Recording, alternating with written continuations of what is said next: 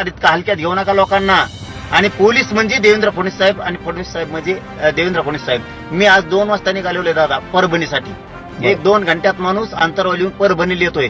आणखीन मी माजलगावतच आहे. इतके मराठी आता पेटून उठलेत. कारण फडणवीस साहेब ज्या ज्यावेळेस टार्गेट करते त्यांचे काही ते बिगर शब्दाचे कुत्रे बोलायला लागलेत आता काही त्यांची.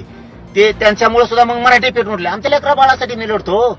आणि माझ्या लेकरा बाळासाठी लढत असताना दादासाहेब तुम्हाला सत्य सांगतो, प्रतिनिधी बांधवांना चॅनलला मी कधीही चुकीचं बोलत नाही, कधी खोटं पण बोलत नाही. माझ्या पोटात जे ते तोंडात असतंय.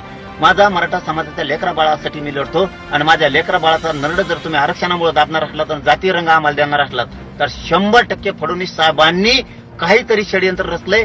दंगल करण्याचं, काहीतरी जाळपोळ करण्याचं. हे आम्ही कधी यशस्वी होऊन देणार नाहीत. आम्ही मुंबईत जाणार, पण लेकरा बाळासाठी लढतो. मराठे मुंबईत येणार. आणि मराठ्यालाही सांगतो, भाऊ दे रे, चला मुंबईत शांततेत एकदा आरपारची लढाई खेळायची, पण आरक्षण मात्र जिंकायचं.